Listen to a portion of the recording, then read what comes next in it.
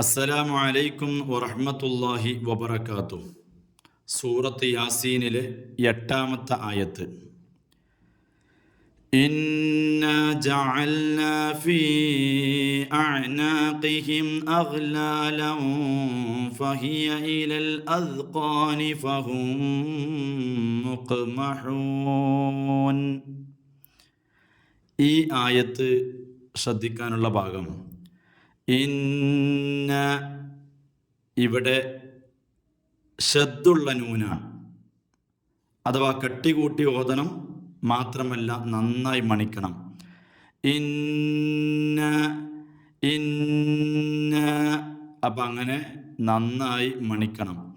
ജഅൽന ഫീ അഅനാഖിഹിം, ഫീ അഅനാഖിഹിം ഇവിടെ മദ്ദക്ഷരമാകുന്ന യാഇന് ശേഷം ഹംസ വന്നു. രണ്ടും രണ്ട് കലിമത്തിലാണ്. അപ്പോൾ ഇവിടെ മദ് മുൻഫസിലാണ്, അഥവാ 7 ഹറക്കത്ത് വരെ ഓതാം ഓതാം എന്നാ പറഞ്ഞത്. അഗ്ലാലൻ ഇവിടെ അയനാഖിഹിം എന്ന് പറഞ്ഞിട്ട് പിന്നെ അയലാലൻ എന്ന് പറയും, അത് തെറ്റാണ്. അയലാലൻ തെറ്റാണ്.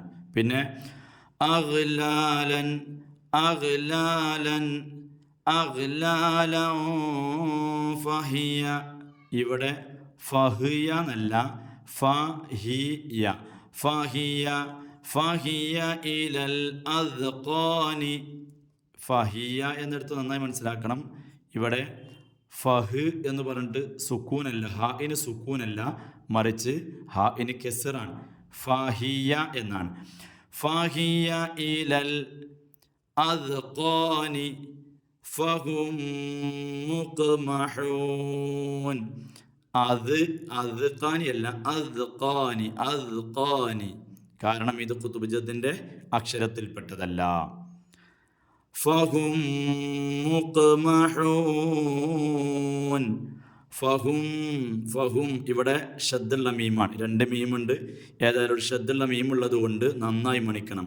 ഫഹും, പിന്നെ മുഖ് ഖാഫ്, ഖാഫിന് സുക്കൂൻ വന്നു. അപ്പോൾ ഇവിടെ ഖുതുബ് ജദ്ദിൻ്റെ അക്ഷരമാണ് ഏത്, ഖാഫ് എന്നത്. അതുകൊണ്ട് മുഖ്മഹൂൻ എന്നോദനം. മുഖ് തന്നെ വേണം, അല്ലാതെ മുഖ്മഹൂൻ പോരാ, മുഖ്മഹൂൻ എന്ന് തന്നെ വേണം. പിന്നെ ഇവിടെ മുഖ്മഹൂൻ എന്നതിൻ്റെ അവസാനത്തിൽ ഇവിടെ മദ്ദക്ഷരമാകുന്ന വാവിന് ശേഷം താൽക്കാലികമായ സുക്കൂൻ വന്നു, അഥവാ വഖഫ് ചെയ്യുമ്പോൾ നിർത്തുന്ന സമയത്തുള്ളൊരു സുക്കൂനുണ്ട് അല്ലേ. എന്താണ്? ഫഹും മുഖ്മഹൂൻ മുഖ്മഹൂൻ. ഇവിടെ എന്താണ് നിയമം എന്നൊക്കെ പറഞ്ഞു കഴിഞ്ഞു.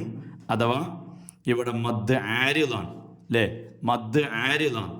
6 ഹർക്കത്ത് നീട്ടൽ അനുവദനീയമാണെന്ന് പറഞ്ഞത്. മുഖ്മഹൂൻ. ഓക്കെ, ഇത് മദ് ആരിദാണ്, നമ്മൾ നന്നായി മനസ്സിലാക്കുക. അസ്സലാമു അലൈക്കും വറഹ്മത്തുള്ളാഹി വബറകാതുഹു.